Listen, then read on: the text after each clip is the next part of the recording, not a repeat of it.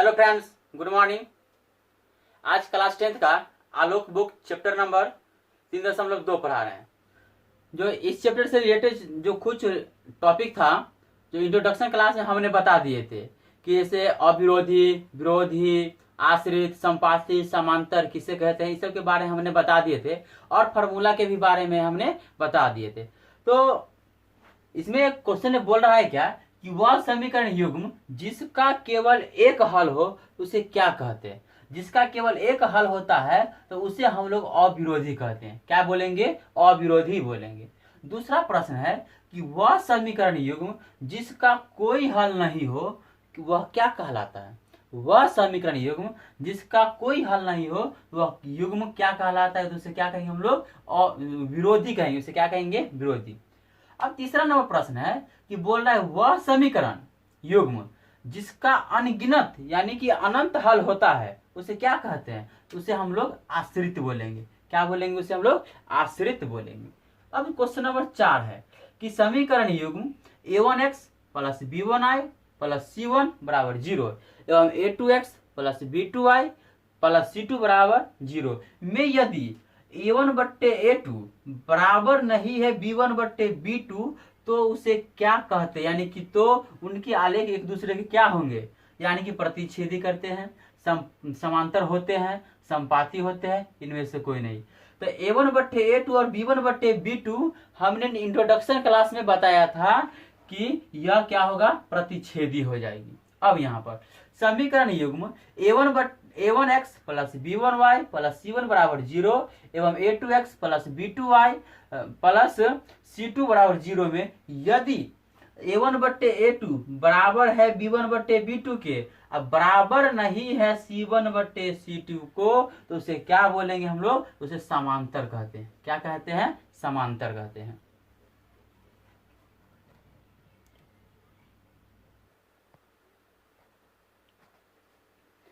अब एक का 6 नंबर प्रश्न है कि बोला है समीकरण युग्म a1x plus b1y plus c1 बराबर 0 एवं a2x plus b2y plus c2 बराबर 0 में यदि a1/a2 बराबर b1/b2 बराबर c1/c2 हो तो इनके आलेख एक दूसरे के क्या हो गए? प्रतिच्छेदी करते हैं, समांतर होते हैं, संपाती होते हैं, या इनमें से कोई नहीं। ये क्या हो जाएगा?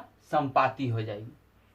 अब क्वेश्चन है कि समीकरण युग्म कह दिया 2x माइनस 3y बराबर 14 मान है, ठीक है, और x का मान दे दिया है 1, तो y का मान यहाँ पूछ रहा है, तो y का मान क्या होगा? तो ध्यान दीजिए, 2 गुण x का मान 1 रखिए, माइनस 3y बराबर 14 हो गया। 3 को 2 से गुना करेंगे तो 2 को 1 से गुना करेंगे 2, माइनस 3y बराबर 14। ये प्लस उस पर जाएगी तो माइनस हो जाएगा। माइनस 3y बराबर 14 माइनस 2 यानी कि 12 हो गया। तो माइनस 3y बराबर 12 हो गया, काटिए, 3 चौके 12, y बराबर माइनस 4 हो जाएगा। y का मान कितना हो जाएगी? यहाँ माइनस 4, ऑप्शन नंबर बी हो जाएगा। अब क्वेश्चन कह रहा है कि दूसरा क्या पहला क्वेश्चन कह रहा है, 2 नंबर में भी कह रहा है कि सही विकल्प ही चुनना है। तो समीकरण का दे दिया है x प्लस 2y बराबर 8 के कितने हल होंगे, तो इसका जो होगा ना, कोई भी हल नहीं होगा, क्योंकि हल 2 समीकरण से निकलता है, यहाँ पे एक ही समीकरण दे दिया है। अब 2 नंबर क्वेश्चन है कि समीकरण युग्म x प्लस 2y माइनस 8 बराबर 0, 2x प्लस 4y माइनस 16 बराबर 0 के कितने हल समुच्चय होंगे। तो ध्यान दीजिए, यहाँ से a1 का मान हो जाएगा 1, b1 का मान हो जाएगा 2, c1 का मान हो जाएगा माइनस 8। अब a2 का मान हो जाएगा 2, b2 का मान हो जाएगा 4 और c2 का मान हो जाएगा माइनस 16 हो जाएगी। तो कह रहा है कि जैसे हम a1/a2 बराबर b1/b2 और बराबर c1/c2 पर हम चल रहे हैं, तो a1 के मान है 1/2 हो जाएगा, b1 के मान हो जाएगा 2 यहाँ b2 के मान 4 और c1 के मान माइनस 8 और c2 के मान हो जाएगा माइनस 16। माइनस माइनस प्लस 1/2, यहाँ पर भी 2 हो जाएगा, यानी कि यहाँ पर भी 1/2 आ रहा है, 1/2 बराबर 1/2 बराबर 1/2, यानी कि a1/a2 बराबर b1/b2 बराबर c1/c2 है। दोनों के दोनों बराबर है, तो इसका कितने हल होगा? तो अनंत हल हो जाएगा।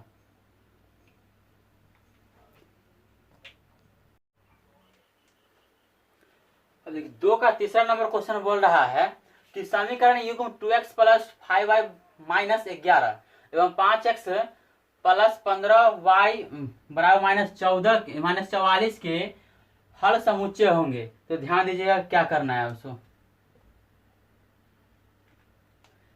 2 के तीसरा नंबर क्वेश्चन में बोल रहा है कि ये ध्यान दिए a1 के मान, जैसे कि हमारा फॉर्मूला होता है कि a1 बट्टे a2 बराबर b1 बट्टे b2। इसी पर चेक कर रहे थे पहले। a1 के मान हो गया यहाँ पर 2 बट्टे a2 के मान हो गया 5 बराबर b1 के मान हो गया 5 बट्टे b2 के मान हो गया 15। इसको काट दीजिए, 5 दिया 15 यानी 1/3 आ गया। क्या 2/5 और 1/3 बराबर है? बराबर नहीं है। जब a1 बट्टे a2 बराबर नहीं है b1 बट्टे b2 तो उसका कितने हल होता है? तो केवल एक हल होता है। कितने हल हो जाएगी किसका? केवल एक हल हो जाएगी। अब ध्यान दीजिए कि क्वेश्चन नंबर 4 है, यदि x माइनस वाई बराबर 2 एवं x प्लस वाई बराबर 4 में x बराबर a और y बराबर b दे दिया है तो a और b का मान ज्ञात करना है। इसका मतलब यह हुआ कि x की जगह पर a रख देना है और y की जगह पर b रख देना है और a और b का वैल्यू निकाल लेना है। तो ध्यान दीजिएगा, x की जगह पर यहाँ पर a रख देते हैं, a माइनस हो जाएगा b बराबर 2। अब यहाँ पर रख देते हैं x की जगह पर a और यहाँ पर रख दिए प्लस हो जाएगा b बराबर कितना? 4। ध्यान दीजिए ये प्लस माइनस है, a करेंगे तो कट जाएगा, तो a का a कितना हो गया? 2a बराबर 6। तो द्वितीय यहाँ पर जो है ये b से प्लस माइनस b तो कट गया और a का a 2a हो गया और ये हो गया 4 2 6। तो a का मान यहाँ से हो गया कितना? 3 हो गया। अब इसी a का मान समीकरण 1 में रख दीजिए। समीकरण 1 है और ये समीकरण 2 है। तो a का मान अगर हम रख देंगे a माइनस b, यानी समीकरण 1 ले लेते हैं, a माइनस b बराबर 2 हो गया। तो a के मान 3 माइनस b बराबर 2 हो गया। तो ये 3, ये प्लस इधर आएगा तो माइनस हो गया, ये माइनस तो उस पर जाएगा तो प्लस हो गया। देखिए b बराबर कितना हो गया? 3 में से 2 गया तो 1। a का मान 3 और b का मान कितना हो गया? 1 आ गया। तो ऑप्शन नंबर कितना है? सी है। अब क्वेश्चन यह कह रहा है कि 4 के 4, एक मिनट लेते हैं,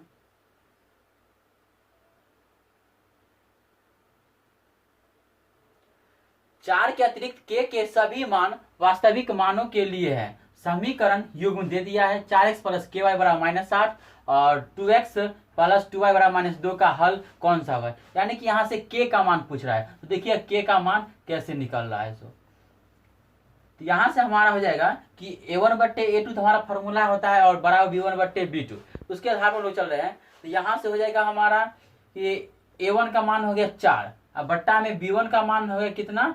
2 हो गया, बराबर k का मान हो गया सॉरी b1 का मान हो गया k और b2 का मान हो जाएगा कितना? 2 हो गया। ये दोनों तो आपस में बराबर नहीं है, तो 2 दूना 4, तो गुना करिए, k बराबर नहीं है 2 दूना 4 के। ऑप्शन नंबर कौन हो गया? यहाँ पर कौन सा हल हो? यानी कि ये 4 आ गया। यह कौन सा हल हो जाएगी? तो ये अद्वितीय हल हो जाएगा हमारा। कौन सा हल हो जाएगा? अद्वितीय हल कहलाएगा। अब क्वेश्चन नंबर 3 है, कहता सही विकल्प चुने कि अनुपात युग्म x माइनस 2y बराबर 0 और 3x प्लस 4y बराबर 20 के कितने हल होगा?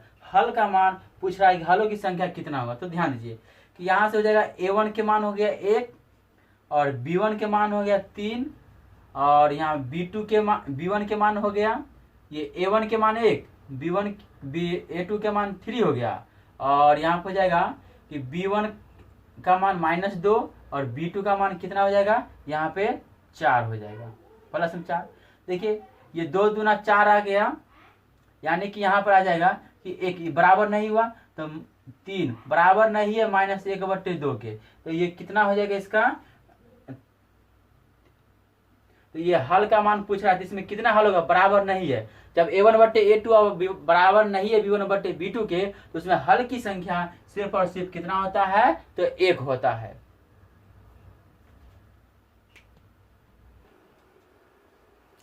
अब 3 का दूसरा नंबर क्वेश्चन है कि बोल रहा है कि से युगपत समीकरण 2x माइनस 3y बराबर 11 और 4x माइनस 6y बराबर 18 दे दिया है, के कितने हल होंगे? सो पूछ रहा है। तो ध्यान दीजिएगा कि हमारा A1 जैसे कि A1 बट्टे A2 बराबर B1 बट्टे B2 हो गया। इस पर हम चेक कर रहे हैं बराबर C1 बट्टे C2। अब इस पर हम चेक कर रहे हैं, ध्यान दीजिएगा कि A1 का मान हो गया 2 बट्टे A2 का मान हो गया 4 बराबर B1 के मान -3 और B2 के मान -6 बराबर C1 के मान 11 और C2 के मान कितना हो गया 18। ये काटिए, 3 दूना 6 हो गया, माइनस माइनस प्लस 2 दूना 4, 1/2 बराबर 1/2 बराबर नहीं है 11/8 के। यानी कि A1 बट्टे A2 बराबर है और A1 बट्टे A2 B1 बट्टे B2 दोनों बराबर है, लेकिन C1 बट्टे C2 बराबर नहीं है। यह जो होता है इसमें क्या हो जाएगा, इसका कोई हल नहीं निकलेगा। क्या नहीं होगा, इसका कोई भी हल नहीं होगा। अब जैसे कि तीसरा नंबर क्वेश्चन है कि युगपत समीकरण 2x प्लस 3y बराबर 8 दे दिया एवं 4x प्लस 6y बराबर 16 के कितने हल है सो पूछ रहा है। तो हल के बारे में पूछ रहा है, तो फिर से देखिएगा इस क्वेश्चन में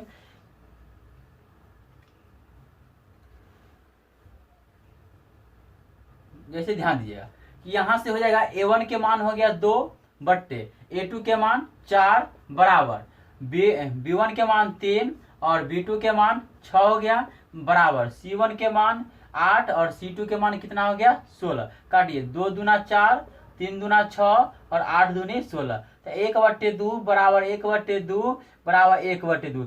यानी कि A1 बट्टे A2 यहाँ पर और B1 बट्टे B2 बराबर C1 बट्टे C2, तीनों के तीनों आपस में बराबर हो गया। जब तीनों के तीनों A1 बट्टे A2, B1 बट्टे B2 और C1 बट्टे C2 तीनों के तीनों बराबर हो जाता है तो उसका अनंत हल होता है। क्या होता है, उसका अनंत हल हो जाता है। अब क्वेश्चन नंबर 4 है कि कह रहा है फिर सही विकल्प चुनना है कि समीकरण युग्म दे दिया है कि x प्लस वाई बराबर 14 और x माइनस वाई बराबर 4, यह किस प्रकार का समीकरण है, यानी विरोधी है, अविरोधी है, आश्रित है, यह किस प्रकार का है। तो सेम इसी फॉर्मूला पर हम चेक करेंगे। तो पहले चेक करते हैं, देख लेते हैं। तो A1 के मान यहाँ 1 हो गया, B1 के भी मान हो गया यहाँ पर 1 ही हो जाएगा बराबर A1 के मान 1 और A2 के मान भी 1, B1 के मान 1 और B2 के मान कितना हो गया -1, यानी कि इसका भी कोई काम नहीं। यानी कि A1 यानी कि 1/1 अब बराबर नहीं है, यह माइनस में आ गया, तो ये 1/1 बराबर नहीं है -1/1 के, तो यह क्या हो जाएगी, अविरोधी हो जाएगा। क्या हो जाएगा, अविरोधी कहलाएगा। यानी कि A1 बट्टे A2 बराबर नहीं B1 बट्टे B2 होते हैं, तो वह क्या होता है, अविरोधी होता है। अब 2 नंबर क्वेश्चन है कि युग्म समीकरण युग्म में दे दिया है समीकरण और कह रहा है किस प्रकार का समीकरण है। चलिए फिर इस पर भी हम चेक करते हैं। तो ध्यान दीजिएगा कि A1 बट्टे A2 बराबर B1 बट्टे B2 हो गया बराबर C1 बट्टे C2, अभी तो लिख रहे हैं। अब ध्यान रखिए कि अब क्या कह रहा है, तो A1 के मान यहाँ हो गया 2 और A2 के मान हो गया 4 बराबर B1 के मान 3 और B2 के मान 6 बराबर C1 के मान हो जाएगा यहाँ पर -9 और ये इसका मान हो जाएगा 18। काट दीजिए, 9 दूना 18 हो गया, 3 दूना 6 हो गया, 2 दूना 4 हो गया, 1/2 बराबर 1/2 बराबर नहीं है -1/2, यानी यहाँ पर हो जाएगा ये A1 बट्टे A2 बराबर B1 बट्टे B2 बराबर नहीं है C1 बट्टे C2 को, यह क्या हो जाएगी, विरोधी हो जाएगा। क्या हो जाएगा, विरोधी।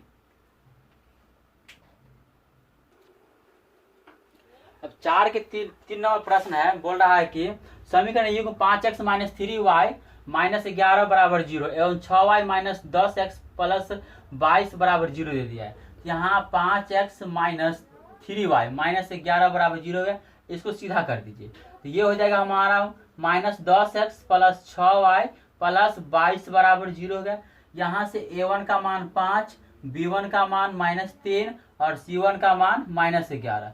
यहाँ से जाएगा A2 के मान -10 और B2 के मान हो जाएगा 6 और C2 के मान हो गया प्लस में 22 हो गया।